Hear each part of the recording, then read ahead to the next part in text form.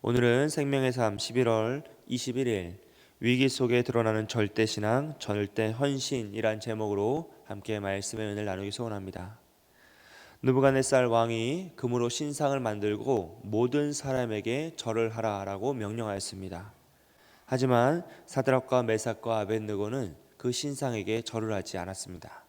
심지어 절을 하지 않으면 맹렬히 타는 풀무불에 던질 것이다, 화형을 당해서 다 죽을 것이다 라고 이미 미리 알려줬음에도 불구하고 사드락과 메삭과 아벳느고는 절을 하지 않았어요. 그렇게 절을 하지 않은 그들을 느부갓네살 왕 앞에 잡혀오게 됩니다. 그리고 죽음의 문턱 앞에 서서 왕과 대화를 나누기 시작하죠. 이렇게 시작된 느부갓네살 왕과 사드락, 메삭, 아벳느고의 대화를 통하여서 오늘 우리는 우상 숭배의 핵심이 무엇인지, 또한 믿음의 핵심이 무엇인지를 깨닫게 됩니다. 첫째로 느부갓네살 왕의 말을 통하여서 우리는 우상 숭배의 핵심을 알 수 있어요. 14절 말씀을 보시면 너희가 내 신을 섬기지 아니하며라고 말을 해요.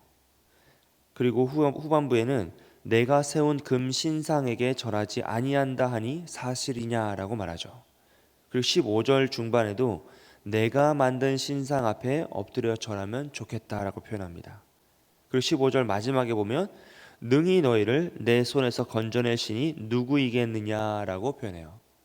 그리고 19절에 와서는 그들을 향하여 분이 가득하였다라고 표현하고 있습니다. 여러분, 지금 느부갓네살 왕에게 중요한 것은 무엇일까요? 그는 도대체 왜 이렇게 화가 나 있습니까? 지금 느부갓네살 왕이 정말로 이렇게 화가 난 것은 자신이 섬기는 신이 인정받지 못했기 때문입니까? 아니면 자신이 신을 만들었는데 그 신을 만든 자신의 말에 불복종하기 때문입니까? 느부갓네살 왕에게 정말 중요한 것은 자신이 만든 신이 아니라 바로 그 신을 만든 자기 자신이었어요. 왜냐하면 그는 신을 향해서 무엇이라 표현합니까? 내가 세운 신상, 내가 만든 신상이라고 표현해요. 내가 섬기는 신이 아니라 내가 만든 신이죠. 자신이 만든 신입니다. 그러므로 느부갓네살에게 정말 중요한 것은 신이 아니라 누구입니까? 바로 자기 자신이라는 것이죠. 여러분, 이것이 우상숭배의 핵심이에요. 우상숭배는 초월적인 존재에 대한 그 숭배와 신앙을 의미하는 것이 아닙니다. 우상숭배는 초월적인 존재가 가지고 있는 그 힘을 인간이 이용하고자 하는, 내가 원하는 때에 그 초월의 힘을 사용하고자 하는 욕망이에요. 그 힘의 논리에 의한 욕망이죠. 전통적인 민속신앙과 우상숭배의 원리를 살펴보면 신앙의 원리나 규칙은 없어요. 거긴 지성이면 감천이에요. 내가 애써가지고 노력해서 신을 움직이는 거죠. 신의 마음을 감동시키거나 신이 원하는 걸 바쳐서거나 신을 움직여서 그 신이 뭘 하게 하는 거예요? 내가 원하는 일을 하게 하는 거예요. 즉 초월적 존재가 가지고 있는 그 힘을 내가 원하는 때에 내가 원하는 방법으로 이용하고자 하는 욕망, 신의 힘을 내가 이용하고자 하는 욕망이 바로 그 우상숭배의 핵심이라는 것이죠. 느부갓네살 왕 역시 마찬가지였어요. 자신이 만든 신상이기 때문에, 즉 자신이 통제할 수 있는 신, 자신의 뜻에 맞춰 운영되어야 될 신을 만들어낸 것이에요. 그래서 그는 신을 향하여 무엇이라고 합니까? 15절에서 마지막에 능히 너희를 내 손에서 건져낼 신이 누구이겠느냐라고 표현해요. 내가 만든 신뿐만 아니라 너희가 믿는 신이건 세상의 그 모든 그 수많은 신들 중에 누가 너희를 내 손에서 건져낼 수 있겠냐? 지금 누구를 더 위에 두고 있습니까? 신을 자신이 위에 두고 있습니까? 아니면 신들 위에 자신이 서 있습니까? 느부갓네살은 모든 신들을 자신의 발 아래 두고 있는 거예요. 내가 그들을 통제할 수 있고 그 신들의 신상을 만들어서 그들의 힘을 이용할 수 있고 내가 원하는 대로 그들을 움직일 수 있다는 것이죠. 이것이 바로 우상숭배입니다. 그런데 정말 무서운 것은 오늘 우리에게도 이런 마음이 있을 수 있다는 것이에요. 내가 원하고 정하고 뜻하는 바를 하나님이 이루어 주셔야 한다는 거죠. 내가 계획한 때에 하나님이 내가 원하는 방식대로 일하지 않으시면 불편해져요. 답답하고 불쾌해지죠.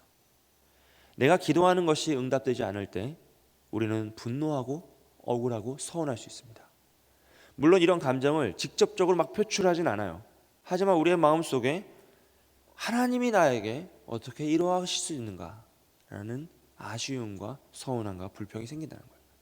내가 그토록 기도하고 내가 그토록 헌신하고 내가 그토록 주의 말씀에 충성하였는데 하나님이 어떻게 이 기도를 들어주지 않으실 수 있느냐? 무엇입니까? 지성이면 감천인 거죠.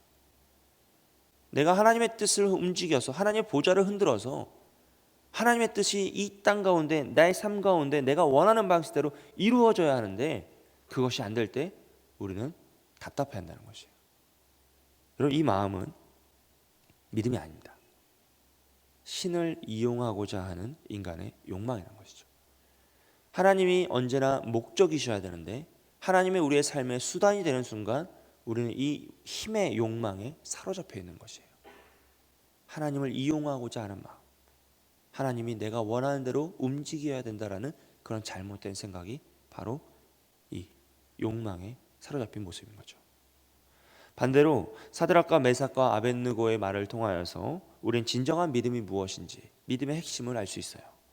자신들을 향하여 분노하는 그 분노가 정말로 불타오르고 있는 그 느부갓네살을 향하여서 그들은 이렇게 고백합니다. 17절 말씀 한번 보세요. 왕이여, 우리가 섬기는 하나님이 계시다면. 다시 한번요. 왕이여, 우리가 섬기는 하나님이 계시다면. 우리가 만든 하나님이 아니라, 우리가 세운 하나님이 아니라 우리가 섬기는 하나님이 계시다면 우리를 맹렬히 타는 풀무불 가운데서도 능히 건져내시겠고 왕의 손에서도 건져내시리이다 라고 고백해요. 그리고 18절 말씀에서 뭐라고 합니까? 그렇게 하지 아니하실지라도 왕이여, 우린 당신이 만든 신상에 절하지 않겠다라고 고백해요. 여러분, 느부갓네살은 신을 향하여서 내가 만든 신상이라 표현합니다.